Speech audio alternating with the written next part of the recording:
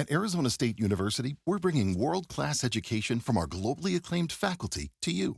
Ranked #1 in innovation for 10 consecutive years and #2 among public universities for employability. ASU isn't just ahead of the curve, it's creating new paths to success. Earn your degree from the nation's most innovative university. Online, that's a degree better. Explore more than 300 undergraduate, graduate, and certificate programs at asuonline.asu.edu. All you homeowners have unique needs. Some feel the need to leave up holiday decorations year-round. Others have the need to use their garage as practice space for their new metal band. And because each homeowner has unique needs, Geico helps you get the right coverage for your home and what's in it. That way, you get exactly what's right for you, even if your needs are unique. Get more with Geico. Welcome to Heaving Bosoms, the podcast where two best friends recap romance novels while shocking themselves by desperately wanting to be referred to as lady wives.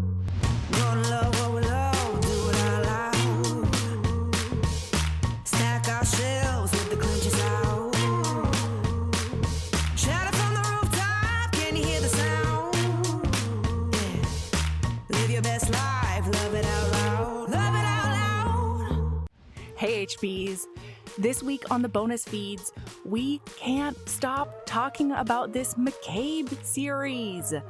You're getting book 3 today and tomorrow, but since Sabrina and I read and loved the 2 books leading up to this, we recorded a whole squeepisode because, honestly, we literally couldn't stop ourselves. We promised to keep it to a cool 30 minutes, but in true HB form, it is a full hour of bonus McCabe lovin'.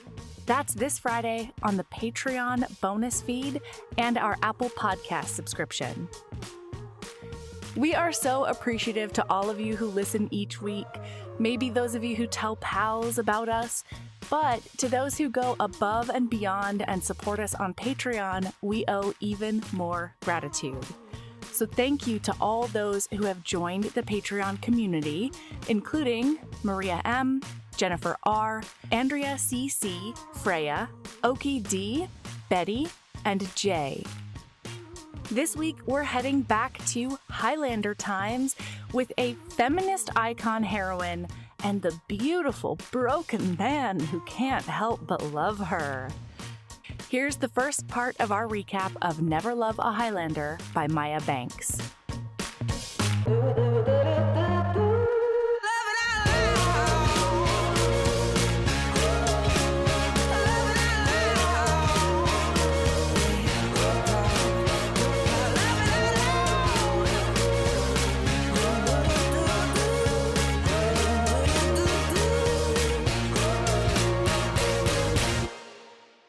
All right, listener. So I came in long after 99.99999% of the 5-star recs were given, like the 5-star bribes. If you don't know, new listener, we bribe you for 5-star reviews. And if you do a review, you can make us read or watch or whatever. Anything whatever you want. If it's a romance. The 5-star is not, you gave this thing 5 stars. The 5-star is that you gave us a 5-star review and you get to force us into doing a thing. Yeah. When I was listener, Melody, I remember times that listener used that for evil. Yes. Multiple times that listener used that for evil. Boy, they were doing the Lord's work with this one. This book was so good.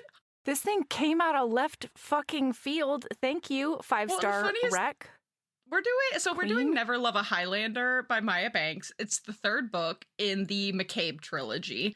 Mm-hmm. This made me realize I have not read enough, like, classic Highlander. And this isn't, like, old school Highlander, because this came out in 2011. Yeah. But, like, classic, not time travel Highlander. Correct. Not fantasy Highlander. Like, because I think one of the first ones, definitely one of the first, like, I don't know that I'd read that many of them before the very first episode when you and I spent like 7 hours over the course of 3 episodes on The Bride. The Bride, yeah, by Julie Garwood. Yeah. And it was just delightful. And then I started this, and because I am who I am, I had to read the first 2 books. Yeah. And they were incredible. Listener, I just found out Melody also read the first 2 books. Hold on. Yeah, picture it, listener. It was dirt day, all right? 5 yards of dirt were delivered to my house. Whoa. I don't know this story. Did you just say, listener, Dirt Day was yesterday? Dirt Day was 24 hours ago. Correct. I'm so sorry. Mm-hmm. Continue. It's exactly what you think it is. Oh my God, Melody. It was dirt day yesterday, okay? And so I thought to myself, I'm in the perfect position. I started Never Love a Highlander on Thursday, like, night-ish.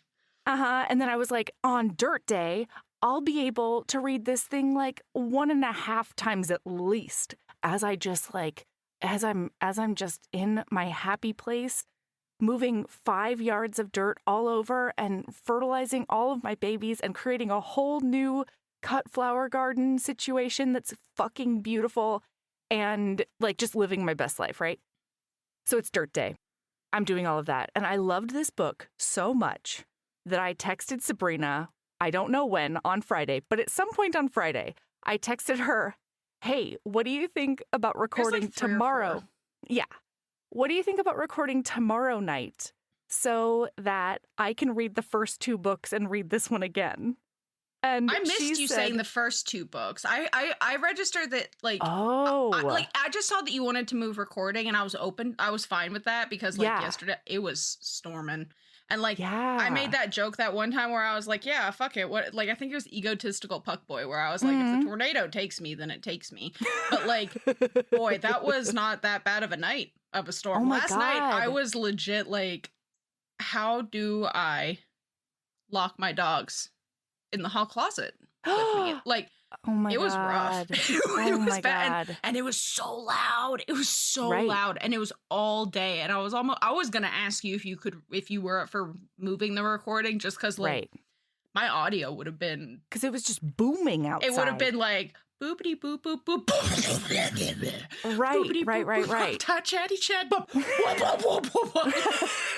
It was rough. The house starts shaking around you. I'm not kidding. I could hear the you. roof on my barn slamming. Because, like, there's one corner that isn't, like, super well connected. It's a tin roof. And that's all on the opposite side of my house, like 150 feet from that side of the house. And sitting here God. at my computer, I could hear, what bam, whoop, whoop, whoop, whoop, whoop, whoop, whoop, what bam, whoop, whoop, whoop. And I was like, Oh my God. I don't know if I can. I legitimately don't know if I can record with how much noise there is. No, outside absolutely. right now. Absolutely. Anyway, so continue So your it was story. perfect timing. I said, what do you think about recording tomorrow? And before I heard back from her, I just started the first book because I fell in love with everyone during Never Love a Highlander. And there were so many mentions of her supposedly, like, her thinking she was going to marry the other 2 brothers. And I was like, how the fuck is this bitch going to get jilted twice before all of this? And then end up with the coldest, meanest, most betrayed, bitterest, bitter. jadedest. That's the word. Ooh, he's an angry man. Ooh, he's the a worst. Sebastian. He's fucking And he awful. doesn't know that he just needs a fierce warrior princess Oh my God. in order to fix his whole heart. I have goosebumps just thinking about Kaylin. So later on this week, we're changing the whole Patreon schedule. We're going to do a squeep-isode on the first 2 books. We're recording this it Friday. immediately after this Yeah. recording. Yeah, We're I'm going to be a very little excited about it. delirious. I'm so excited. I fucking Literally, loved them. I was out of town for a wedding last weekend, and I Yeah. was seeing a bunch of my friends down in Lafayette that, like, read romance, and I would not stop talking Oh my about God. the first book in this series because I was almost It's done so with good. it. And I was like, have any of you read Maya Banks? Have you read Maya Banks? When's the last time you read a Highlander romance? Do you have any Highlander romance, Rex? It was like, Why has everybody been sleeping on Maya Banks? What's was going on like, there? well, hang on, Melody. Apparently you and I are the only ones Only people? Yeah, of who have course. been sleeping on Maya Banks. Story of our lives, frankly. That was my first Julie Garwood book. Like, talk about Same. sleeping on an author. Like, Same. Yeah. But anyway, yeah, I was like, have you ever heard of Maya Banks? And they were all like, yeah, she writes Highlander romance. I haven't read her, but I know who she is. And I was like, And I feel everyone offended has that nobody. Everyone has to read her. Everyone. I'm going down the fucking rabbit hole, and I do not have the time for No, I don't have the time rabbit either. hole. But like I am, because I swear to God, listener, Gannon, if Gannon doesn't have a book somewhere or a It's an novella injustice. or a free email newsletter, Right. Something. short story, like I will be emailing Maya Banks to be like, hey ma'am, Please. I know that you wrote this series 14 years ago. Sure. Have you thought about considered doing a book for Gannon? Because I believe after dealing with what he dealt with this entire series, Yeah. he deserves the love of his life. Correct. You know? And like, I can't wait to see the feisty firecracker of a Highlander lass Yeah. that runs him ragged, Correct. but also is the rocks best thing to his ever world. happen to everyone. Gannon deserves love. Justice for Gannon. So does Gertie. I want Gertie Gertie's book. does. I want a short story of Christina and Callum. Cormac. Is that his Cormac? Yep. Yeah. I want their short story. I want I want all of it. I want Isabel's book. I want the next generation. I want to shove it into my. I want Gretchen and Crispin's book. Is what I want. Or Gretchen and Robert's book, the two, like those kids. Or the threesome of Gretchen and Robert and Crispin. I have Gretchen in here as well. I want Gretchen's book so fucking bad. I want the next generation. Yes, I can't believe we didn't get more of Gretchen in the third book. Like after I reading can't this, because the they like first two, left. They left the keep, but like okay, I forgot they went to a different place. Okay, that's we right. just need to jump into it because here we go. Listener, we're doing this Friday. You're getting a quickie-ish. I Get can't even ready say a for quickie it. plus. You're getting Yeah. an episode on the first two books in this series, and we're gonna do our best to stick to the third book. Yeah. And you know what? If we can't, this is our podcast. But whatever, This is you know, our podcast, and we can we do what we want. We do what we want within Yeah. kind of reason. Right. For the most part. For We the don't push most- boundaries too hard, you know? Just every once in a Yeah. while. Yeah, but also like This is free If- content, okay? if we don't set the boundary, then we're not pushing it, you know? Correct. I don't know that you ever did you sign a contract saying that we Yeah, I certainly know- haven't. I know for a fact I haven't. No, for sure not. So even if you are beholden to a 2017 word of statement, guess what, bitch? I was a listener then. I have That's nothing to do correct. with that. I'm allowed to do whatever the fuck I want. You were capital L listener. Okay, look, we've got Rhiannon, and she cannot catch a Rihanna. fucking break. What? Rihanna? Sorry. She can't catch a break, all right?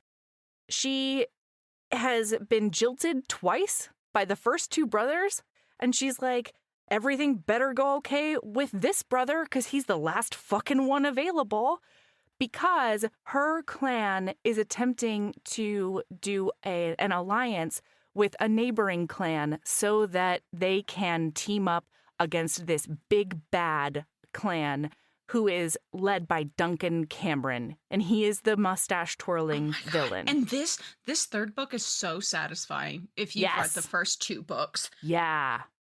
It was good when I read it the first time, but then once you get the first two books in there, it is like There's so much nuance to this Yes. third book that you just Yeah. don't understand if you Uh-huh. haven't read the first two books. And this is a great example of why the hill I'm dying on Mhm. is you can get fucked if you're like, yeah, you can just jump into a series whenever. I can't. And every time I think that I can, I have an experience like this where I realize that I can't. I need the nuance. You need the Okay. nuance, you need the context is what you need. We literally open up on her new wedding, and she's talking about how like her first expected wedding is to Alaric McCabe, which is the second born son of the McCabe family. And the day of that wedding was beautiful. It was like God himself was looking down on them. Like, I know it's the middle of winter, but you have almost spring and it's lovely. And then today, and then that falls apart. You'll hear about it. My God, it falls Friday. apart so beautifully. I was sobbing at the end of that book. too. I was I was laying in my crying bed like a little bitch listening to the baby. audio. just actually like hiccuping, sobbing at the end of that book. And like it's a romance. I mean, like they end up together, so like It doesn't whatever. No, but it doesn't matter Oh, because my like, the journey was just like so heart-wrenching. You know that everything's gonna be okay, but the torture that they go through and their uncertainty is so palpable on the page. Maya Banks has a way with like words and phrasing. And it is suspense. beautiful. Yeah. Yes, suspense. Like there are things that come up in the first book that don't get answered until this book. Yeah. It's fucking wildly good. Anyway. So her other wedding fell the fuck apart, and now it's like just drizzling. All right, it's just like they're inside. They have to be by the fire. Yeah. And so she is not really looking forward to this either, because the last guy just sort of like stepped in for his brother so that his brother could marry the love of his life, essentially. Mm-hmm. Like stay with the love of his life. And so we find out that I was crying their whole fucking so book. hard. So that fucking lock scene at the end.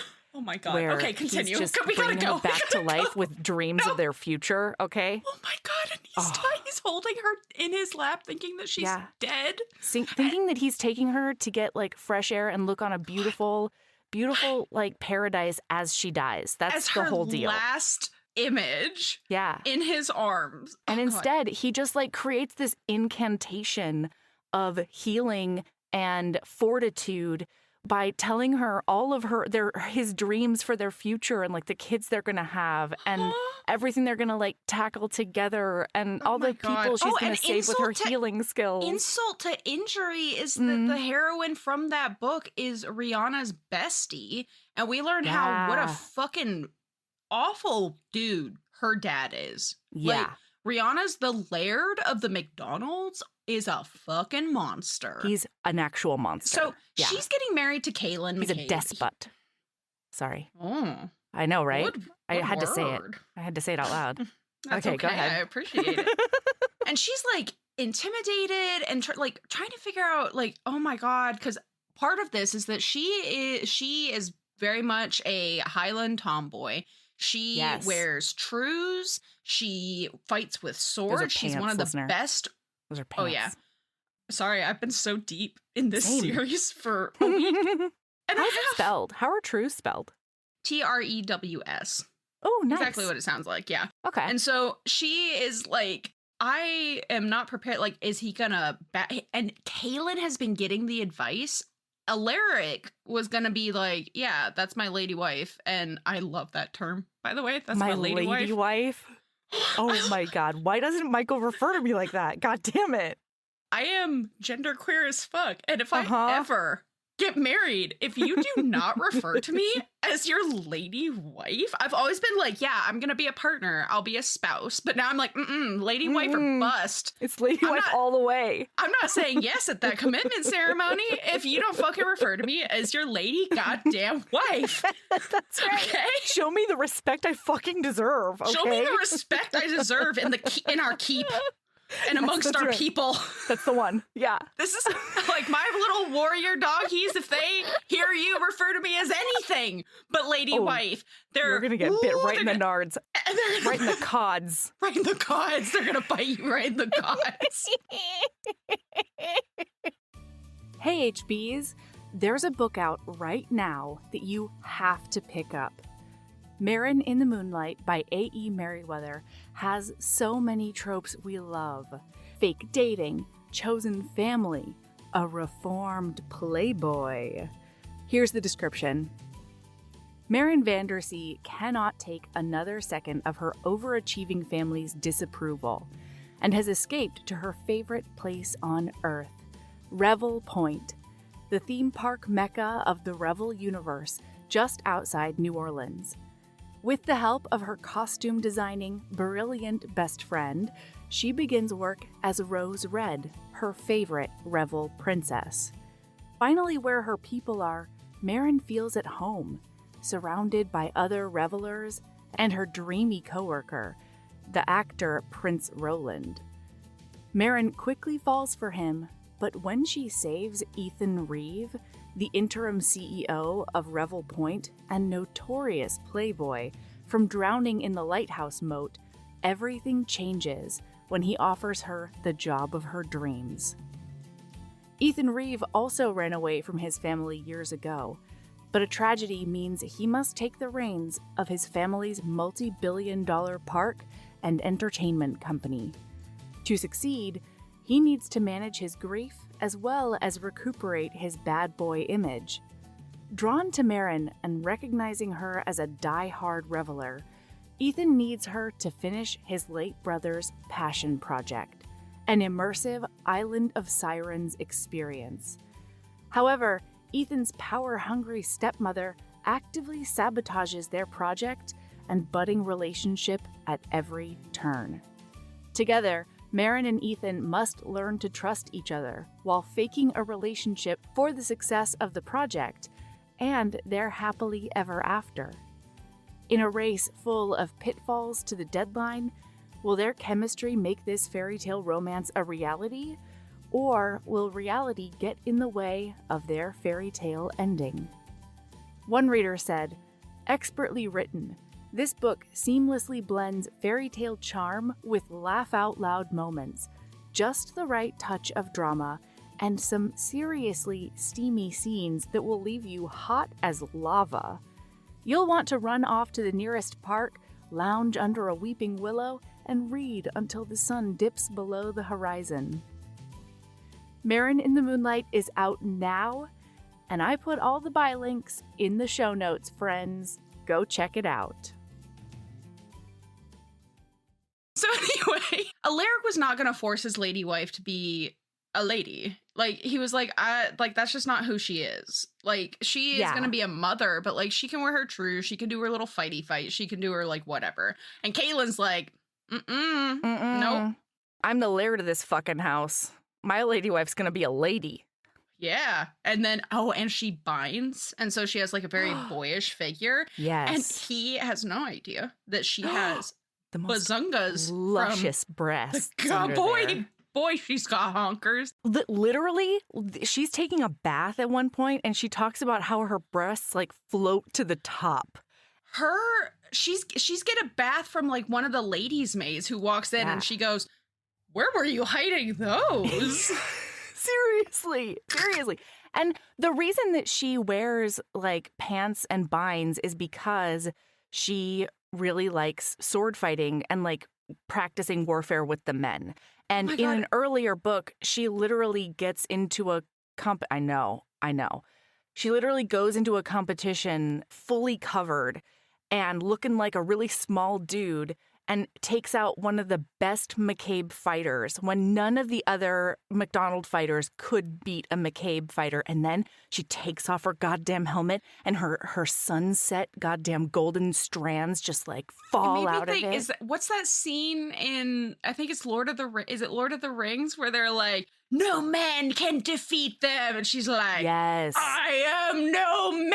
And that's then like, right. I was like, that's Rihanna. That's Rihanna McDonald, bitches. That's right. So she also, because of all of this, so she lost her best friend Keely when they were very young. They were like marrying age of this time, but like probably Keely like, was exiled when she was like 16. Yeah, and Rihanna was right around the same age. And so she's never really had any girlfriends other than that. And so she has no idea what to expect on her wedding night. She has no idea. So she goes up and she's like, "Hey, I'm going to go talk to my bestie Keely." And Caitlin's like, "All right, that's fine." By the way, they have their little smooch at their wedding. And she's like, "Oh, what is this fire I feel in my loins?" And he's like, burning. "Oh no, this lady is sexier than I thought she was. This is going to be a problem." Well, and we find out that like, even though he sort of stepped up at the last minute to be like, "I guess I'll fall on this sword," her being the sword, he's been fascinated by her since he saw her defeat that McCabe warrior when none of the other McDonald bros could make it happen. And he's like, I don't know. She's such a weird little creature, and I just want to make out with her whole face. And I don't get it, but I do like it, and I don't know. So I can't do it because she's engaged to be married to my brother. Yeah. Ooh. And so she goes so up. good. She's talking to Keely, who is newly married to Alaric, and she's like, I don't know anything about kissing and coupling. And you know what, Mel? You can feel however you fucking feel about this term, but every time these people were like, loving, I'm going to show you some good loving, I was like, I loved it. I loved it too. Unsurprisingly, I loved it. Well, no, I am kind of surprised by it because it's like, it is the only way that all of these Highlanders refer to sex. Like in every loving.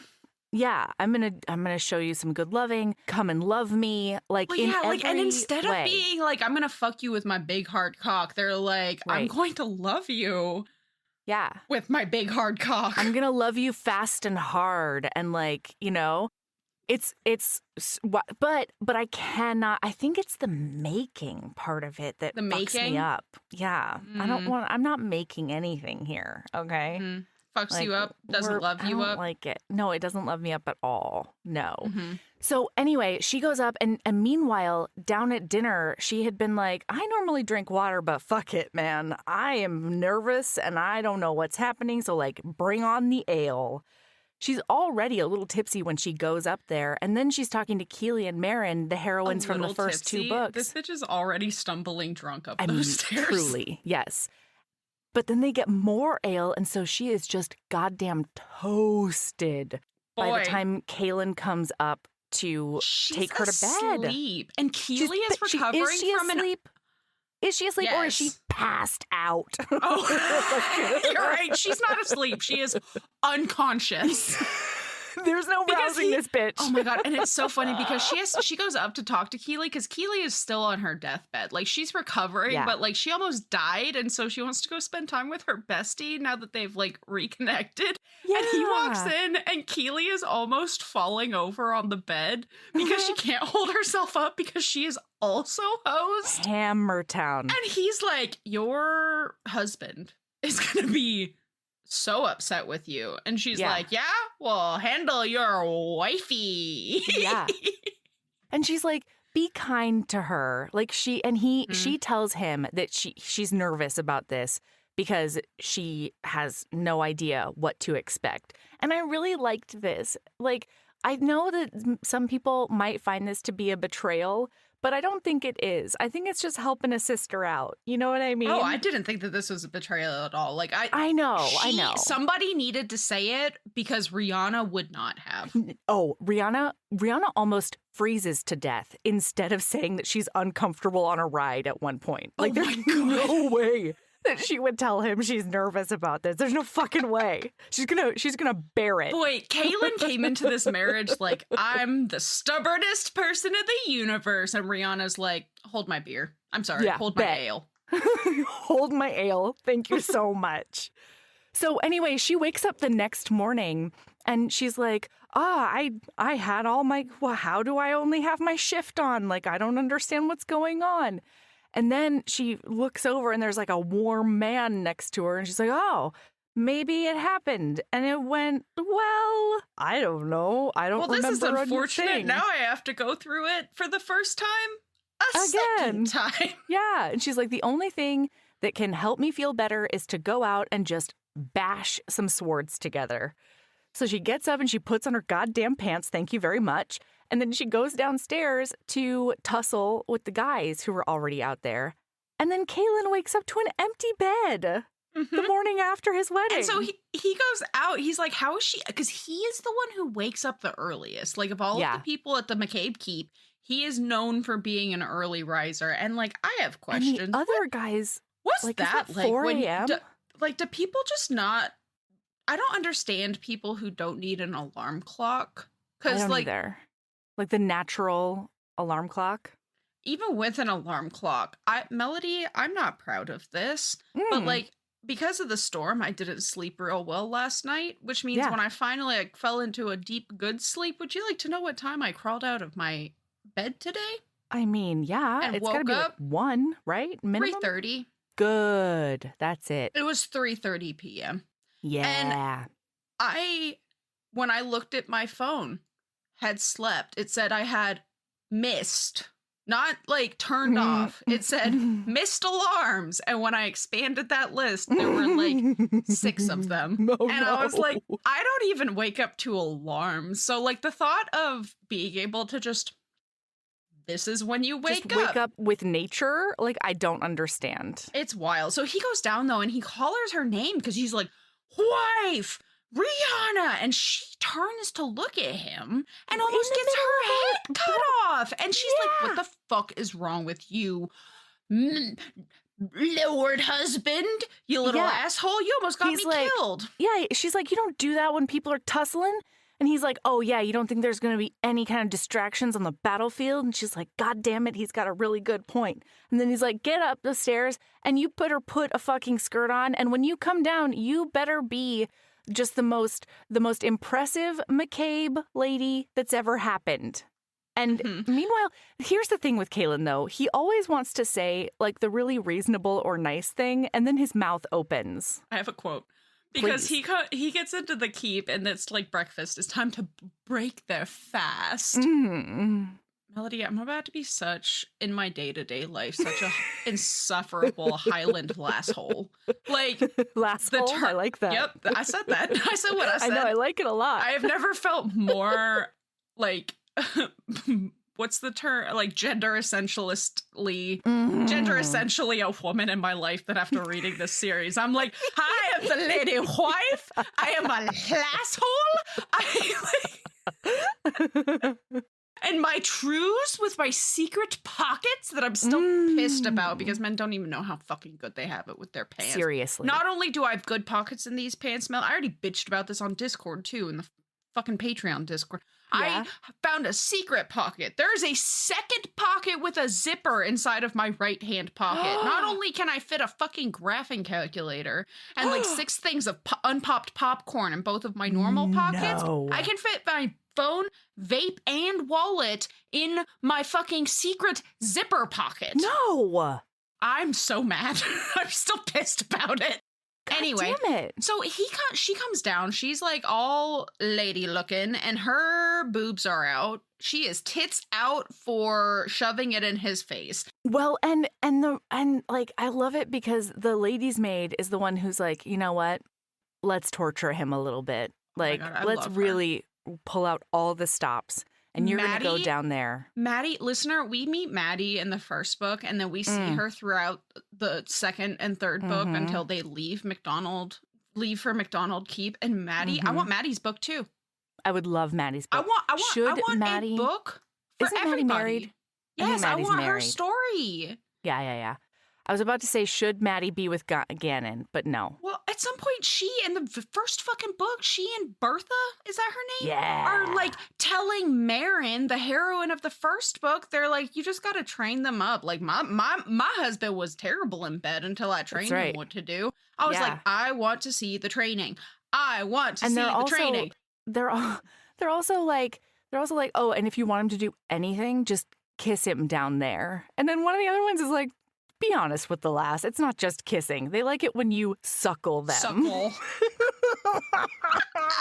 So anyway, Kaylin turns around and sees Rihanna walking into that great hall, and his jaw drops, and he meant to tell her that she looked nice, and he wholeheartedly approved of the change. What came out, however, was not what he planned. Why don't you cover yourself properly? 'Tisn't decent.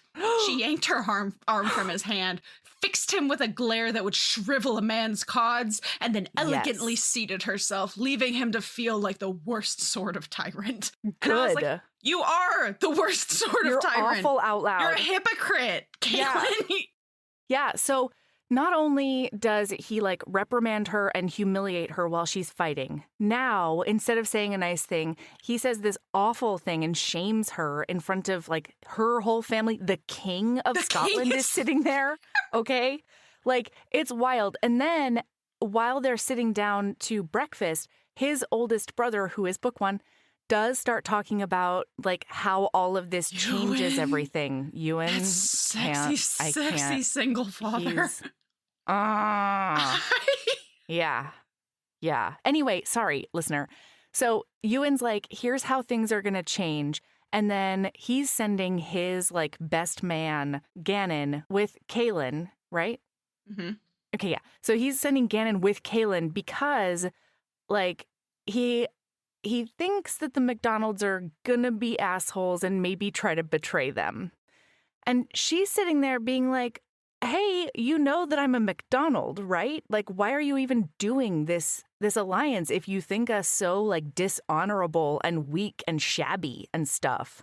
And then listener, Kaylin, the truest asshole that he is, decides to shut her up with a smooch, which is one of my favorite micro tropes. Shutting up an angry partner with a smooch. They do not want that smooch, but then boy, they get a little melty because they can't stop themselves.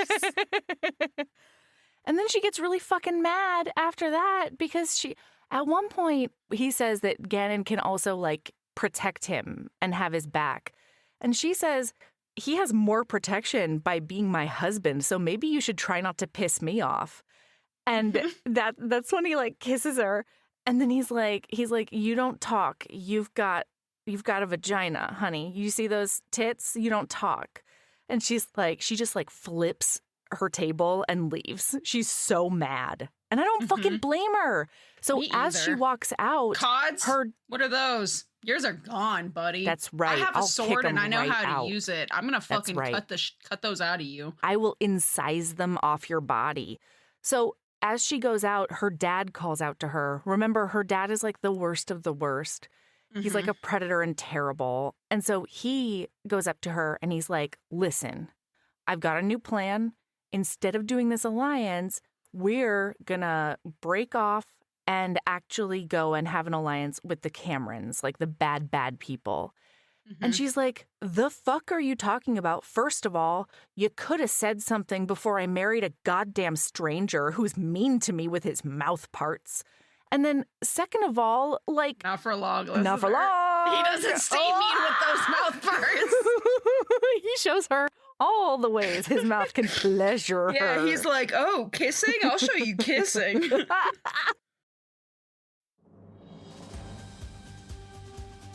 This episode is brought to you by Progressive Insurance. Fiscally responsible, financial geniuses, monetary magicians. These are things people say about drivers who switch their car insurance to Progressive and save hundreds. Because Progressive offers discounts for paying in full, owning a home, and more. Plus, you can count on their great customer service to help you when you need it, so your dollar goes a long way. Visit Progressive.com to see if you could save on car insurance. Progressive Casualty Insurance Company and Affiliates. Potential savings will vary. Not available in all states or situations. You just realized your business needed to hire someone yesterday. How can you find amazing candidates fast? Easy. Just use Indeed.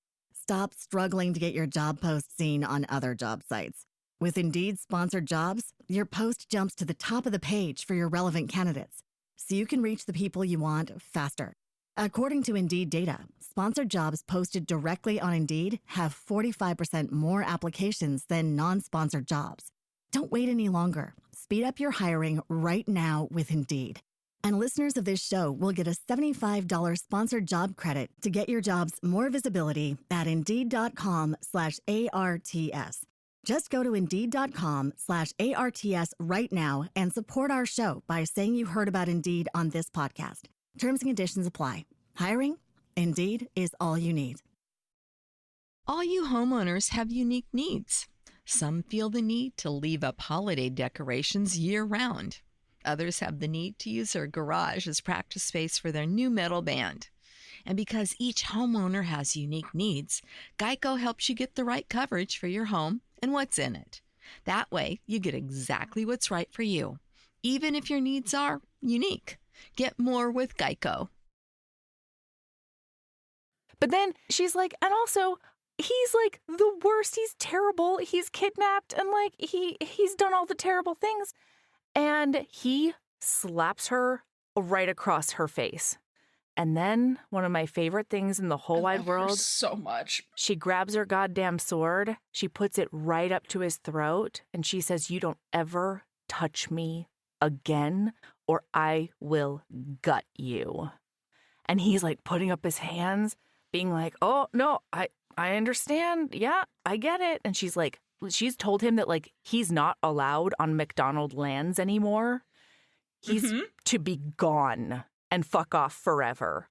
And so I was thinking that maybe if this was a slightly less good book, this idea that she will betray him because her dad asked her to could have caused a lot more problems within their actual relationship. And I was so glad that it didn't. This was a better book for not doing that. For sure, yeah. Because that would have been the easy way. I had the same thought. Yeah.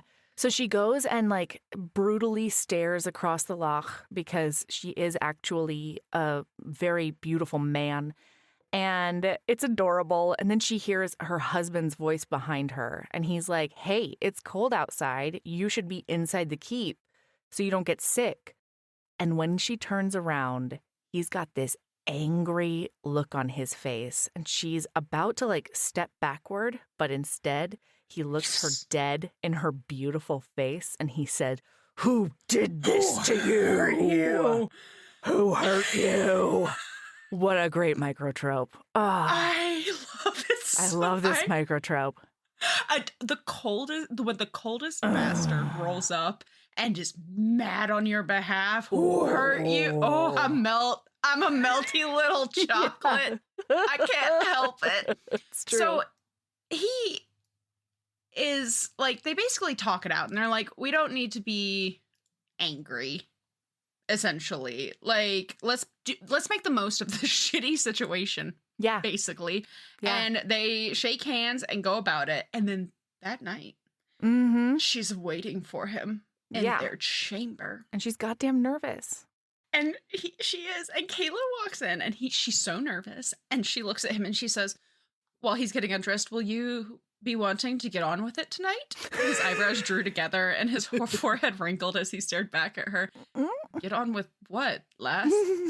She gestured toward the bed, color surging into her cheeks, painting them a dusky rose he found fascinating. Realization hit him, and again, he was struck by how protective her hesitancy made him. Come here, Rihanna. And when she's close enough, he drew her between his thighs and gathered her hands in his. If I expect you to mount a horse tomorrow, and 'tis obvious I do, then I'll not be doing anything tonight that would make you too tender for that ride. He squeezed her hands so she'd look back at him. However, when we do get around to consummating our marriage, you have nothing to fear, lass. I'll not do anything that frightens or hurts you. And Kaylin, you are a swooty bastard for being such a bastard. Yeah, if I had to choose between you saying all the right things in the bedroom or out of the bedroom and not both of those things, I guess I'll take in the bedroom. I guess I'll accept in the bedroom, right? Like, okay, it's fine. Like, I won't stab you in my sword outside of here if you're nice when you stab me with yours in here. Correct. You know? Yeah. So they end up like kissing, and he's like, we're gonna get naked because I want to see your sexy bodies, and also these boobs that came out of literally nowhere. Yeah, like where have were they concave? These boobs that were a shock to the world. Okay. And then it's so cute because like he is looking at her and like kissing on her body, and she says, "What do you want me to do?" And he says, "Not a damn thing, lass. I'll be doing what needs to be done. All you have to do is lay back and enjoy." And she's like, "Oh my God." And then he makes her come. He goes down on her. Yeah. And he like, oh my God, he fingers her. Like he like touches her clit, and she's like, "Oh, I do like this. More, please." And he's like, "Oh, more?" And then he like fingers her and touches her clit, and she's like, she's seeing heaven. She's like, I had no idea it could be like this. This is fantastic. And then he does go down on her. I love how much these Highland boys love going down on their ladies, their lasses.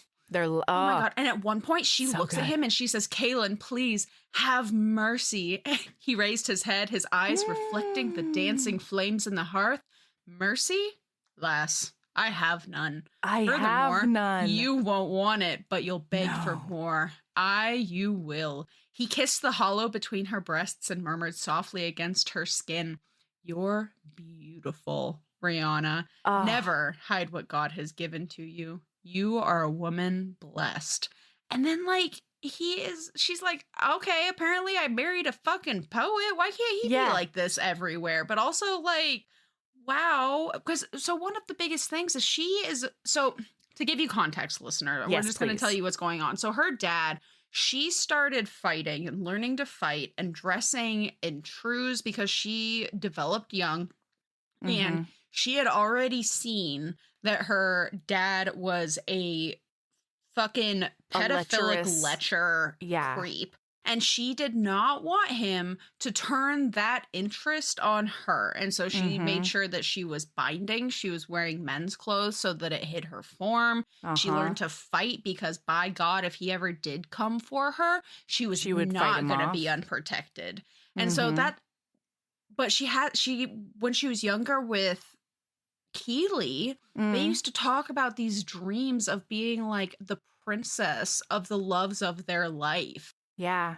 She was going to be the warrior princess. Yeah, like this beautiful warrior was going to come sweep them off of their feet and show them like love and pleasure and love them for who they were. And so one of the biggest things that, boy, this was really lovely throughout this book is he makes her feel like a woman. Yes. And she's never been allowed to feel that way. It's never been safe to feel that way. Enjoy it. Right. And now for the first time, she can enjoy her lady wife wiles. Yes, you know? absolutely. She can be like, I am a Highland woman and you will bow before my glory. And that's Kaelin does. He does bow. You know? Yeah. The way that femininity was constructed in this book and like the way that this couple in particular navigated it was so interesting and beautiful to me. Because the first two heroines, like they're just cis ladies, no problem, no questions, no other like. And they fit the societal expectations of what makes a woman in the Highlands in, like 1200 or whatever fucking year this is. Right. And so when we start off the book, not only is she, it's so interesting because there are two sides of this. The first is that he is helping her embrace her femininity. That's so hard to say, femininity. And phenomenon. Yeah. He's helping her to embrace that about herself and like revel in it. But at the same time, as soon as they get back to the McDonald keep, he expects her he tries to put the constraints of womanhood on her. Yes. And that is the biggest like friction point in their relationship because he wants to take away her sword. He wants to take away her pants. She's supposed to she hasn't spent any time paying attention to like how to run the keep because that's not what she was into, you know? Well, and also she was not close with her mother. So her mother has passed like 4 years ago or something like that. Yeah. And she never learned how to be a lady of the keep from the woman who was supposed to teach her how to be the lady of the keep. She is her father's only heir, so she has no choice but to marry well so that they have a good laird and be the lady of the keep. She's an only child. Yeah. And what was she where was she going to learn it? The best way for her to survive was just to be invisible. Both all of her parents. time outside. Yes. Yeah. So because of that, like she's really hamstrung and he is like, this is what is going to happen, period, the end, to the point that like, okay, well, they're about to go on a quick road trip and we've got a couple of things to say about that. But when they get to the keep, like he will not allow her to talk to her clan, even though she's the only one that has even like a remote chance of speaking to them as a leader they will accept. So anyway, the next day they get on the road. Oh no, before that, when they're getting ready, he does that thing with his mouth again when he's talking to Ganon. They're about to like get ready to leave, and Ganon's like, "Oh wow, you've got a whole new journey ahead of you, and I'm so glad that you're embracing it." And Kaylin's like, "It doesn't really matter. She could have been a pox-ridden whore, and I would have married her for my brother." And then it was one of those moments where he's like, "She's right behind me, isn't she?" Because Ganon gets a look of horror, and he's like, and then she pops up and she's like, "Good thing I'm not. Good thing I'm not either of those things." I love how sassy she is. And not only do I love how sassy she is, I love that she can back up her sass. Like, if somebody comes at her to be like, "You shouldn't be a sassy little lady," she's like, "I'll fucking gut you." Yeah. Come at me, bro. It was so cute, though, when she was talking to Keely. I didn't highlight what you just referenced, but when she's talking to Keely, Keely's like, "How went it last night with Kaylin?" Rihanna's eyes narrowed. "I hate him. He has a wicked silken tongue, but he turns into the worst sort of ass outside the bedchamber." And Keely's like, "Aw, just give him time, Rihanna. He's a good man. You just have to dig below the surface." And Rihanna makes a face and says, "I don't have your faith, Keely. I want you to be happy. Promise me you'll give him a chance. I can only promise that I will not stick my dagger in his gut as he sleeps." I love her so much. And like, that's not a threat she can't back up, listener.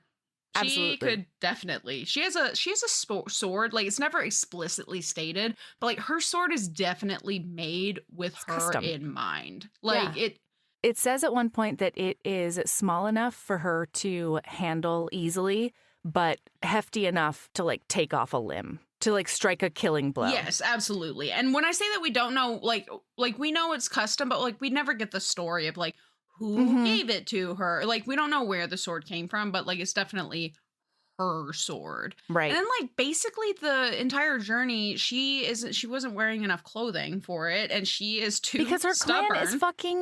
clan is fucking poor, okay? Because the dad mismanaged the whole bullshit forever, and like, that's one of the reasons she immediately didn't back him when he tried to make a claim to stay as Laird. She's like, "Not only are you a lecherous fucking predator, but you've mismanaged everything to where we're fucking hungry most of the time.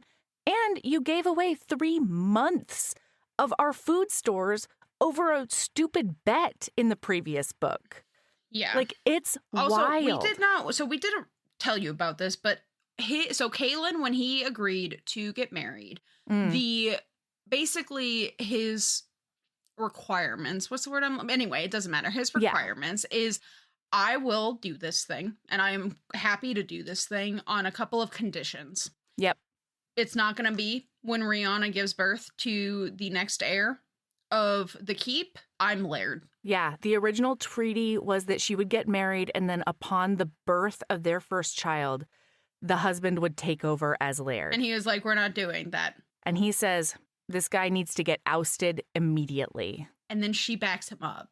And we didn't talk about this, but before they leave, and he like hits her, and she says that she's going to cut his dick off. Her dad leaves with like his 10 best warriors that support him. So he's gone now. Nobody knows where he's gone, except like, we know he went to Duncan Cameron with his tail between his legs. Absolutely. You just realized your business needed to hire someone yesterday.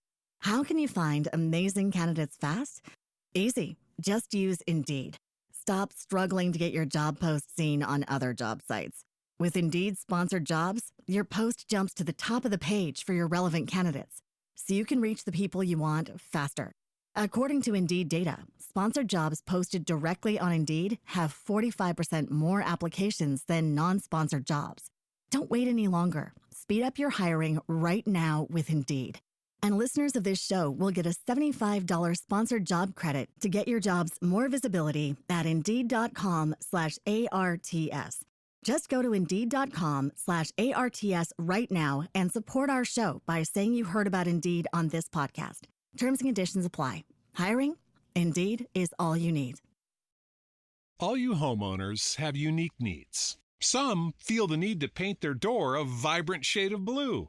Others have the need to decorate their bathroom with fish, anchors, and other nautical items. And because each homeowner has unique needs, Geico helps you get the right coverage for your home and what's in it. That way, you get exactly what's right for you, even if your needs are unique. Get more with Geico. But yeah, they're fucking poor. He ran. This is an England Times Duke that fucking whiled away all his shit in gambling and whoring shit. and feeding himself before everyone else. And then his Earl son gets the position and is like, oh my God, we're destitute and living on credit. Right. Like, that's what the situation. This is their Highland version of it. Yeah. So she's like, they're so poor. She's got holes in her shoes. It is dead of winter in Scotland. Her furs are like really thin. And as she's riding with 4 of their best soldiers around her, I love the soldiers, love her so much. And they treat her as one of them. During this ride, one of them says, like, I don't like him because he does not give you the respect that you deserve. He does not treat you in the manner that you deserve. And she has to talk them into, like, giving him a chance. Well, because they love their warrior princess lady of the keep. Of course. Yeah.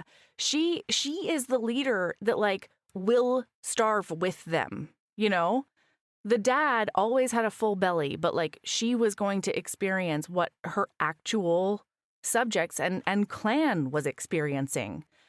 So when he gets her off this horse, she's almost hypothermic. He puts her against his chest with all the furs, and he's like, I cannot believe you didn't tell me you were this uncomfortable. And in her head, she's like, I would rather eat my own hand than say that to you. So there's no chance. Oh my God. Also, I'm so sorry. The first time he goes down on her, like their first sexual encounter, he gets so horned up that he thinks to himself, I bet that if she was tender, she could just sit in front of me side saddle and like it would be fine. I bet we can just have sex. And then he talks himself out of it. But after that, she sits in front of him so that he can share furs. And she wants to ride into MacDonald Keep like under her own power. But she realizes that it's very clear he wants her to ride into the keep as his little lady. And this is when he says, like, don't say a word. I will address the clan. And she tries to give him some pointers because he and Gannon are upset by the lack of security. That's the status quo in the keep. And she's like, you might want to greet your clanmates instead of criticizing them immediately. And he's like, I don't care about their fucking feelings. He's the worst. Distraught because I don't know why I haven't done this before, but like while I was just letting you wax poetic and talk, and I wasn't listening at all, so I'm so sorry. Because I did look up Maya Banks' author website because I was like, you know what, that'll tell us like all of these characters that we love from the MacDonald clan and the McCabe clan, like we'll be able to find it in there. Gannon's not in here, and Gertie and all of these people that we love. I don't see an Isabel. I don't see anybody on her character sheets. And they're all just gone. And I'm distraught. But also, like, apparently she writes contemporaries. And I love all of these things so much. She has 60 books. She writes contemporary and Highland historical romance. Oh, my God. Oh. I'm so fucked, Melody. I am so fucked. I'm pretty excited for you, though. I mean, like, maybe I'll join you. I don't know. I'm going to look at our Libby situation for sure. I don't know if I'm going to be, like, hopping into all of her contemporaries, but, like, I'm loving her Highlander romance. Because, like, it's so interesting. I love an author who... Because these are heterosexual romance. And it's Highland, Scotland. Like, the Highlands in fucking... the early 16 whatevers. Yeah. And 15 whatevers. But it never felt like the gender essentialism is just a part of the time, right? Yeah. So like I'm not upset about it, but like it doesn't feel as heavy-handed in this series and like forced. Yeah, even while she tackles those, like she still tackles that dynamic without making it like really heavy-handed and ham-fisted. Yes. Yeah, agreed. And so I'm excited. Continue. Yay. So they get to the keep and he's like, I'm your new laird. And they're like, what happened to Gregor? And he's like, that's none of your fucking business. I'm your laird now, and that's all you need to know. Which is like not a great way to start things off. And then when she steps up to be like, my father mismanaged things and he had no honor. And with this new laird, like we can really make things better and we can make the clan right. He gets so mad at her and he's like, go inside the keep and don't you even dare act like this again. And so she holds her head high and she walks into the keep as if it was her idea. Okay. Melody, Sabrina's been quietly freaking out on that on the other side of the mic. There's a frequently asked question. Okay. There's two of them. And the first one that matters to us is, will Ganon from the McCabe trilogy ever get a story? And she says, I would very much love to do a novella for Ganon because I would like to go back and visit the McCabes, and I would like Ganon's story to pave the way to revisit the McCabes after my Montgomery Armstrong series. Mm-hmm. And then the other question that matters to us is, will you be writing more about the McCabes? And I would very much like to revisit them. I'm particularly interested in writing a story for Isabel and the legacy that was bestowed upon her, but it won't be until after my Montgomery and Armstrong series. The distressing part of this is this website, her author site, doesn't appear to have been updated since like 2021, 2022. And I'm like, Maya Banks, where are you? How many more MacArthur and Armstrongs are there, Maya Banks? Like, that's really the pertinent question. Yeah. What? Like, who are these people? I don't care about these people. That's not Maybe true. you do, end Sabrina. up caring about these people. I will be reading this series. It's a problem. You're gonna read all of them. I'm gonna read all of them. There's only 2 of them. Oh There's my Never God. Seduces Scott and Highlander Most Wanted, and that's it. I love those titles, though. On top of that, those books, the first one, the second one came out, like, it looks like it came out forever ago. Like, come on. Come on, Maya Banks. Cut Maya Banks a fucking break. Get off of her junk. We don't know what's happening in her life. I just found her, and I'm gonna fucking find out why she has abandoned the Scottish Highlands at some point. Like, I'm allowed to panic right now until I have all of the answers. It's true. It's absolutely true. So when she gets home, she ends up going inside, and her, like, the awesome housekeeper, head bitch in charge of the house is Sarah at this keep. And so Sarah's like, give me all of the tea. And also, like, how surly is he? Because he does have a tragic backstory. He is a Sebastian. And Rihanna is like, okay, I'm not telling you until you tell me what is tragic backstory. Seems very pertinent to my situation.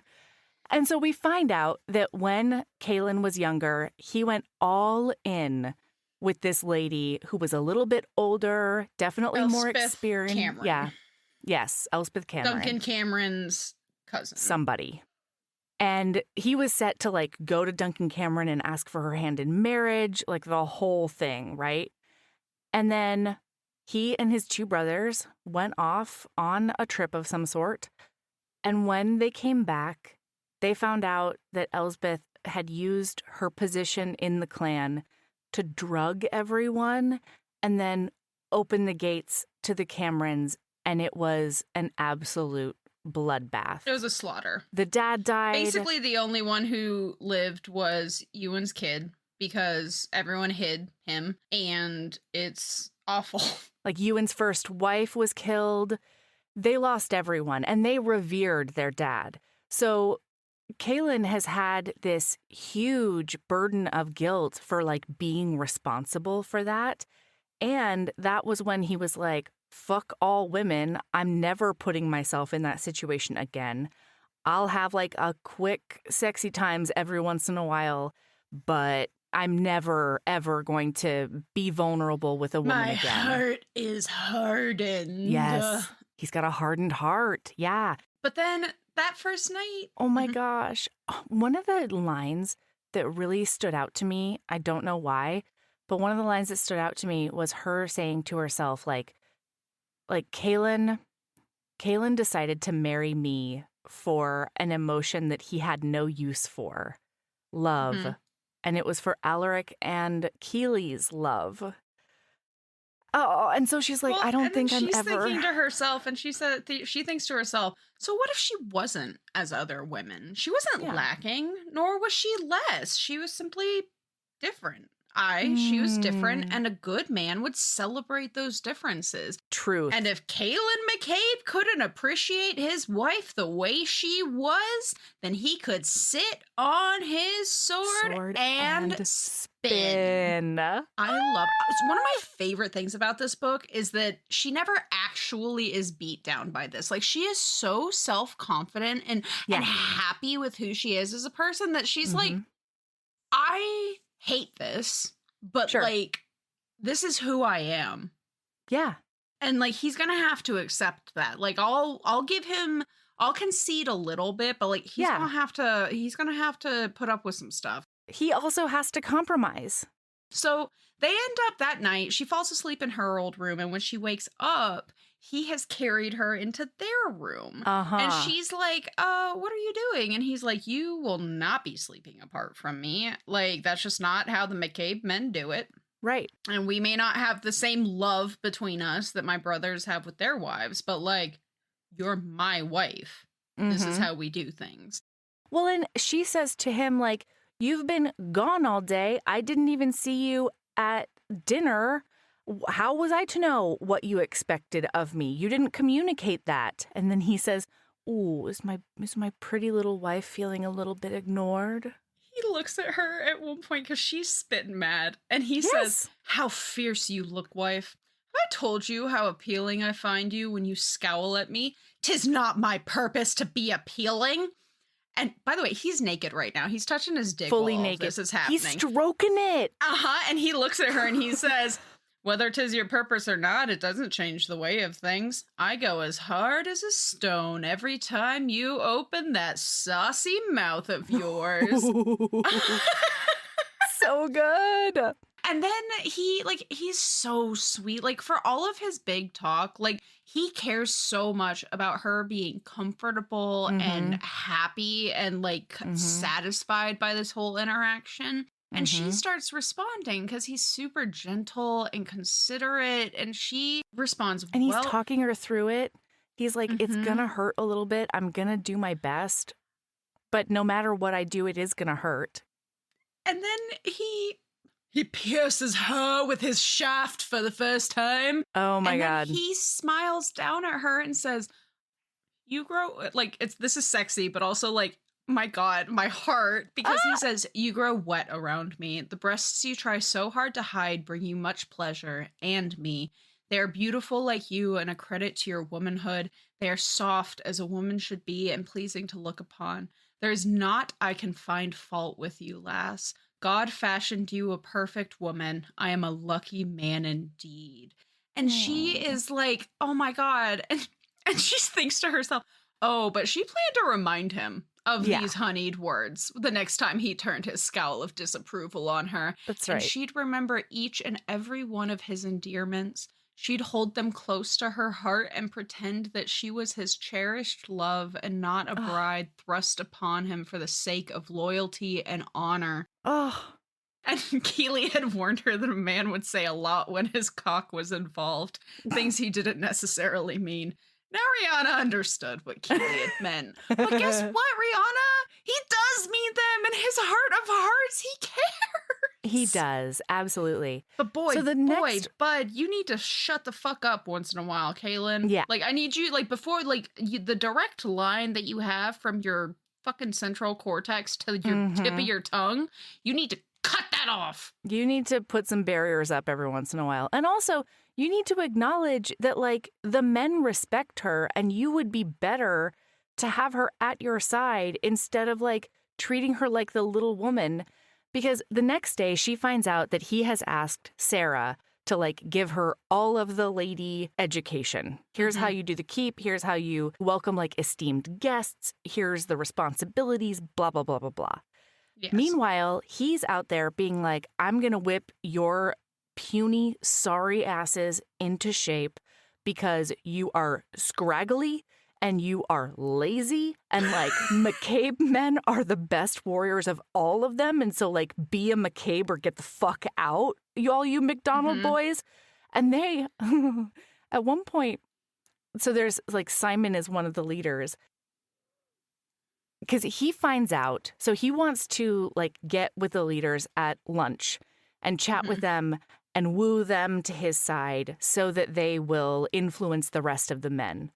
But then he finds out that they don't serve lunch because they barely serve breakfast and dinner because they have no food. They have literally, he walks into the larder and he's like, y'all have less food than we were when we were destitute. Yeah. Like, what the fuck? And like, I really liked this because she says, like, you're really dogging on your new clan and you need to be a little bit careful. And he says, I am not dogging on the clan. I'm dogging on your father. Your father is terrible. And like, it's the laird's responsibility to provide for his people. Like, are the women and children, are the sick not eating? Like, what's happening? So he decides instead he's going to get Simon and the rest of the guys to do a hunting party and get like a enough... long hunting party too. Yes. Like they're going out for like a week to get everything that they need instead of these like daily hunts where they bring back just enough to eat that evening. Like maybe a rabbit. Yeah, because when he's like, well, what do you do for dinner? And like, what if they don't catch anything when they go hunting that day? And she's like, then we don't eat that night. Like, I don't know what to tell you, Kaylin. Like, shit's rough here. Yeah, I'm not a wizard, you know? You just realized your business needed to hire someone yesterday. How can you find amazing candidates fast? Easy. Just use Indeed. Stop struggling to get your job post seen on other job sites. With Indeed sponsored jobs, your post jumps to the top of the page for your relevant candidates, so you can reach the people you want faster. According to Indeed data, sponsored jobs posted directly on Indeed have 45% more applications than non-sponsored jobs. Don't wait any longer. Speed up your hiring right now with Indeed. And listeners of this show will get a $75 sponsored job credit to get your jobs more visibility at Indeed.com/ARTS. Just go to Indeed.com/ARTS right now and support our show by saying you heard about Indeed on this podcast. Terms and conditions apply. Hiring? Indeed is all you need. All you homeowners have unique needs. Some feel the need to paint their door a vibrant shade of blue. Others have the need to decorate their bathroom with fish, anchors, and other nautical items. And because each homeowner has unique needs, Geico helps you get the right coverage for your home and what's in it. That way, you get exactly what's right for you, even if your needs are unique. Get more with Geico. And so while they're on this hunting party, he does go off with like a crew of dudes. And well, wait, he gets I'm so talking sorry. to. Oh, yeah. I guess we're talking about the same thing. It's right before they leave for the hunting party. So I thought you were skipping it. It's like while he's telling them he's going to go do that, I think. Like it's a change of plans. Yeah, like they're like gathering everything. Yes, like they're gathering themselves and they're like getting ready to leave. And like part of this conversation happens as they're leaving. Like they're going. And Simon, the one of the like the leader guys, keeps on calling him McCabe. I want Simon's book too. I would love Simon's book. Simon is apparently the fucking most gargantuan Highlander that's ever existed. That's right. He doesn't have thighs of tree trunks. He has thighs of boulders, sequoias, redwoods. Like these are not a puny little oak tree trunk legs. No. He is the size of those aliens I love to read about, you know, like he is the most gargantuan human Highlander man that has ever existed. At one point, he and Kaylin get into a little tussle, and McCabe's right like, now. No, this specific thing I'm thinking of happens later. And Kaylin's like, man, if I had just an army of Simons, nobody could come up against us. We would be unstoppable. We would be unstoppable. He wouldn't even need a sword. They would just stand there, you know? That's right. Like, there ain't shit I can do to fuck this man up. Yeah. So he keeps on calling him McCabe. And Kaylin's like, you will call me Laird as I am due. And they're like, no, I'm not going to do that. We don't respect you. We don't see you as our laird because you haven't earned it. And also, you treat Rihanna like shit. You treat Rihanna like shit and you don't respect her. And he turns the tables on them by saying, don't you think that Is you're that the not way of things in the Yes. McDonald clan? You allow your women to do your fighting for you? Rihanna is a laird's daughter. She is now wife to your new laird. Think you she should be gadding about as a man, putting herself at risk? She could be killed or grievously injured. If you want her treated as the treasure you continuously say she is, doesn't it make more sense for her to remain inside the keep where she can be protected? How can you speak of respect when it's apparent none of you have any for her and her station? Women are to be protected, taken care of, and provided for. The day I need a woman to do those things for me is the day they'll put me in the ground and no longer call me a warrior. He's got a point. And he eats his words by the end of this book. But oh my God, the compromise between the two of these in this book, because he's coming from the little lady stays safe by the hearth and doesn't do anything point of view. And she comes from the lady can do anything warrior can do. Get fucked, buddy. And I can do anything you can do backwards and in heels. Okay. Except she can't, listener. She can't have a heel to save her life. Anyway, but the point of all of this is that they have to compromise because she's right, but he's also right. And, yeah. And so they but when he says this to them, they are a little cowed and they're like, okay. And by the end of this conversation, Simon is now calling him Laird and they're all having a big think about this dynamic with Rihanna. Yeah, because they're like, you're right, Laird, but she's different. Yes, you are correct. Ladies need to be protected, but Rihanna does protecting. Maybe she shouldn't be on the front lines, but you need to consider that she should and be you should there. be patient with her because this is all she's ever known. Before they ever got married, I don't remember who it was, but they told Kaylin, they were like, my biggest worry is that you're going to crush her spirit. Yeah. And he does. And you know what? At first. He could have. He's well on his way because this conversation leads to a tragic event. So they're out hunting and she leaves. She goes downstairs to do a little fighty fight with the men. She's like, I think I can escape and get a little bit of time outside. I'm so excited. And she goes out and Hugh McDonald, one of the guys that she usually fought with, walks up and nobody wants to fight with her because they have changed their minds. They're like, oh my God, Kaylin's right. What are we doing encouraging this? We should be protecting her. And they take her sword and she is utterly betrayed and devastated. And her whole sense of self, because part of the problem is that even when Kaylin was sitting there shitting on her for being a manly lady and doing all these man things, she still knew she had the support of her people. That's right. And so it didn't matter that he was being a dick because... all right, well, fine. I still have my people, though. And now she doesn't. So she's feeling a little adrift. And she goes out of the keep to, basically look off into the middle distance and be distraught for a moment. Yeah. And then, content warning, we're not going to go in detail on it, listener, but, if you read this book, just some heavy content warning on, assault. And, sexual assault and things like that. And, sexual terrorizing. Yeah, because she doesn't actually get capital R raped, but she definitely gets assaulted. That's what it is sexual terrorizing. They rip her clothes apart and touch her, and then they're like, "We have a message. Pass it on to your man." They beat the fuck out of her. She is broken, and the entire time, all she can think is, "They took my sword." This could have defended myself. Nobody would have fucking touched me if I had my sword. So she ends up they say your face is the message to the new laird. No one is safe if they're associated with a McCabe. She ends up crawling back to the keep. And everyone panics. Of course. They've never seen her like this. She can barely speak. And then we cut to the hunting party when they clop up and they're like, Laird, there's a big problem. Your wife got attacked and like all the business. I don't know how she is because I came straight to like find the guys and then tell you what's going on. So he rides like a fucking demon is on his tail back to the keep.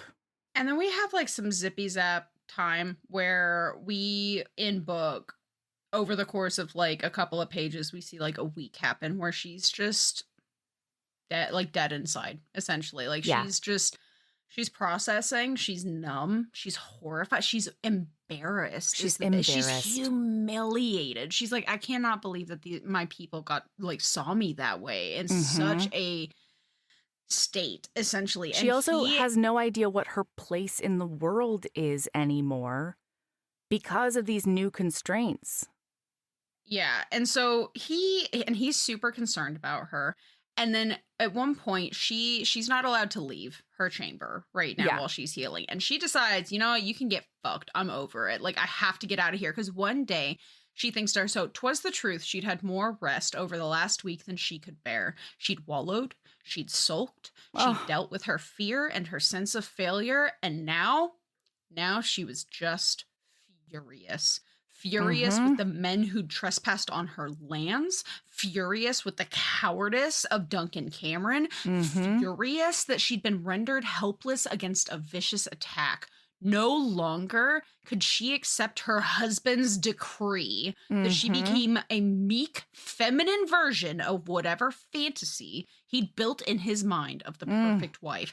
That wasn't who she was. He should have given more thought to stepping in to marry her if he wasn't prepared to accept a wife he considered wholly unsuitable. Yes. And so she's gone, like, she needed that time to sulk and be numb and be afraid. And she's coming back and she's fucking done. It's one of my favorite things because Gannon is outside her door being a sentry. And she's Gannon. like, I know, poor guy. The women of these books are hilarious when like getting around their keepers. It's so good. But anyway, she's like, Gannon, I'm going downstairs. And he's like, the Laird hasn't decided that you can do that. And she's like, I fucking decided I can do that. Thank you very much. And then she thinks to herself, I know he's not going to hurt me. So like I push him out of the way and I start going down the stairs. And instead, he like grabs her hand and helps her and makes sure she doesn't like fall down the stairs. Because she is honestly still fairly injured. She should not be leaving that room. No, she can leave the room. She just shouldn't like be training for a marathon. You know what I mean? Yeah, like she's fucking fine to walk around. They can get fucked. Well, okay, not at the very she is not in a play because she is stumbling. Like she's not doing so hot, but like she needs to be out with some fresh air. Like you took this woman who has spent her whole the last decade of her life sword fighting and adventuring and being one of the guys, and then you lock her up as your lady wife in her room and all of these things. Put her in a goddamn tower? No. That's not going to work. You don't get a Rapunzel her. That's right. So she goes outside. She's standing in the snow and she's a little bit cold. This scene is probably my favorite scene in this entire book. Same. Because she goes out into this snow, and I can't read you the whole quote because legally I probably can't. And she is like staring across the loch, and he is pissed that she is left. And so he goes storming out after her. There's a little bit more nuance than that though, because he doesn't like that she's outside, but he's standing there looking at her. And Sarah comes over because she's in pants right now. She's in trews. And Sarah comes over and she's like, hey, be gentle on her, especially about what she's wearing, because like that's her comfort zone. And I don't think we should take her comfort zone away. And he looks at her and he goes, think you I care about what she wears? No, I care about like her. So there is a bit of this softening that's happening because he almost lost her. And so he walks over to her and he's like, hey, what you doing out here in the cold? And she's like, oh, I bet you'd like to know. And so he's like, okay, I have a really hard time with like sad or crying Rihanna. I don't love that at all. But I can take fierce Rihanna any day. Like this makes me hopeful for her recovery because she's like sassing me again.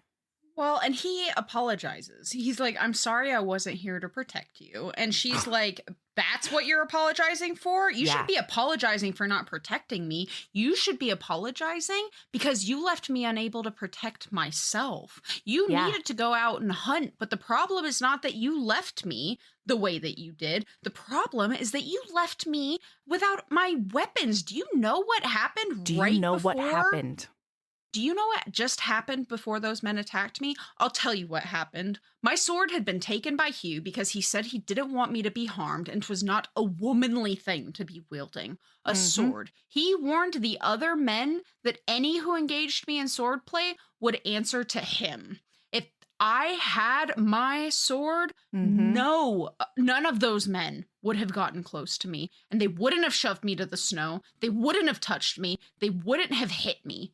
If you wanted a meek lady of the manor with all the social niceties and the proper grooming and breeding, then you should have thought about that before you stepped forward to marry in your brother's stead. He knew what he was getting. And then she looks at him. And I love this so much. I love because this. she looks at him and she says, I am none of those. Like, she's standing up for herself and it's so beautiful. She says, Yeah. I am none of those things. I have no desire to be those things. And I had set my mind to relent and to apply myself to be the perfect wife. And then the men came across the brook and overpowered me as easily as they would a child. Oh, I What love this part. good am I to you or to my clan if I cannot even defend myself? How am I supposed to protect my kin, the children, the other women of the keep? Will I stand over the grave of others and murmur that I was a good wife and a gracious lady? Will that be of comfort to their families? Will they forgive that I stood by and allowed their loved one to die because my husband wanted a wife who could smile prettily and curtsy without getting her feet tangled? I just got chills. Like, this is one of the best speeches ever. Okay, go ahead. And then Kaelin battled the smile that threatened, and he bit his lip and valiantly tried to keep his amusement This at bay. fucker. For if he laughed now, she might well spit him on her dagger. Yeah. 'Twas the truth. He should be angry at her blatant show of disrespect. He should even now be reprimanding her. But 'twas the first sign of life he'd seen in the week since her attack, and God's truth, she was glorious in her rage. He's finally starting to understand, and it's just, it means so much. And she looks at him with a plea. And she says, let me be who I am, Kaelin. I would not ask you to change who you are. I can help if you'd let me. Don't relegate me to the shadows, pulling me out only when 'tis convenient for you. Maybe it's the way of things in the world, but it doesn't have to be that way for us. You're the laird. We can make our own rules. And then, listener, this is what really cemented this as my most Yes. favorite scene in this Yes, book. yes, yes. Because he is like, basically, do you feel better? And she's like, yeah. And then he pushes her into the snow. Oh, it's so cute. And then they he's do a big snow fight. He's on top of her and he like holds snow above her head and she's like, you wouldn't. And he's like, wouldn't I? And then he just shoves it in her face and she gets on top of him and shoves it in his face. And it's so cute because then we see a little snippet from Sarah's point of view because she's like, man, it's been awfully quiet out there for a minute. I really hope he's not like dead. I hope that he's not dead, but also that like he's not beating her down emotionally inside. Like she's fragile right now. When she looks out, they're both giggling and laughing and rolling around and roughhousing in the snow together. Oh, it's the best. Oh my God, it was so cute. It's so cute. Oh my God. And I've had goosebumps like this entire time because like the way that she stands up for herself and she's like, I understand that that's what you think you want, but like that's not what you got. And I need you to like accept this about me. I mean, I love when she points out that like she was ready to succumb. She was gonna really try to just like be the lady and play the part. And then she got fucked over because of it. And I cried. I legitimately had to put the book down for a second because I cried when she made the comment about will I stand over their grave? Yes. And murmur that I was a good wife Yeah. and a gracious lady. And I like, Yeah. fuck. I know. So now he's like, okay, I'm going to make a deal with you. I'm totally cool with you still practicing swordplay and like defense maneuvers and whatever, but you're only going to be trained by me. No other man is going to train you, because if you're going to do this, then you're going to get trained by the best, and I'm going to be fucking hard on you. I'm not going to treat you any different than I would any other warrior. And she's like, bring it. Let's do this. So he's training this whole army, right? He's trying to whip this army into shape. And then he'll take like an hour out of the day. When the other men are doing a break? Yeah. Everybody else is having a break and like sitting the fuck down. And she's like, I don't understand where his stamina comes from, because he barely sleeps. He's up before any other person in the house. And then Couldn't be me. No. And when everybody else is taking a break, he takes that hour to train her private. He gives her private lessons, and it's very cute. Oh my God, there's a scene like we're gonna zippy zap a little bit from here, but like, boy, there's a scene where she's like fighting with him for practice, and Ganon's like, you can do this. Yeah. Like, you're on the defensive, but that's not gonna work with a man twice your size. You need to go after him. And she does. And he is at first, he's like shocked. He's like surprised, but then she gets him on the ground with her sword to his neck. And hell yeah. Like, oh my God. And Ganon is cackling. Ganon is like, oh, hell yeah. This is the best. That's exactly what I was talking about. Put him in his place. Yeah.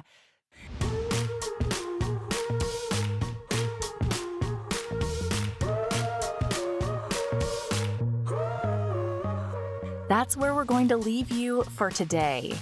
Tomorrow we'll be back to find out how their relationship changes once he starts seeing all her natural glory. Heaving Bosoms is produced by us, Melody Carlisle and Sabrina Bradley. Editing is done by me, Melody Carlisle. Our theme music is by the incredible singer-songwriter Brittany Fonts, and our art is by the ultra-talented author Kate Pryor. If you like our show, remember to follow us on your favorite podcast app, rate us 5 stars, and leave a review. That one small action is a huge way to help the show. If you want to get in touch with us for advertising inquiries or anything else, you can email us at heavingbosomspodcast@gmail.com. If you want more of us, visit patreon.com/heavingbosomspodcast. You can also find us on Instagram at Heaving Bosoms, on TikTok at Heaving_Bosoms, and in our Facebook group, the Heaving Bosoms Geriatric Friendship Cult. See you tomorrow.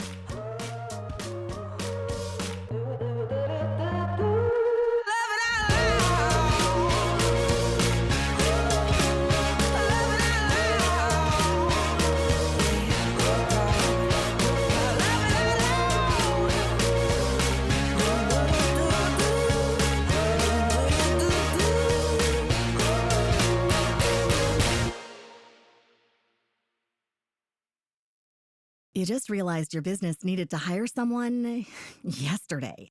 How can you find amazing candidates fast? Easy. Just use Indeed. Stop struggling to get your job post seen on other job sites. With Indeed sponsored jobs, your post jumps to the top of the page for your relevant candidates, so you can reach the people you want faster. According to Indeed data, sponsored jobs posted directly on Indeed have 45% more applications than non-sponsored jobs. Don't wait any longer. Speed up your hiring right now with Indeed. And listeners of this show will get a $75 sponsored job credit to get your jobs more visibility at Indeed.com/ARTS. Just go to Indeed.com/ARTS right now and support our show by saying you heard about Indeed on this podcast. Terms and conditions apply. Hiring? Indeed is all you need. All you homeowners have unique needs. Some feel the need to leave up holiday decorations year-round. Others have the need to use their garage as practice space for their new metal band. And because each homeowner has unique needs, Geico helps you get the right coverage for your home and what's in it. That way, you get exactly what's right for you, even if your needs are unique. Get more with Geico.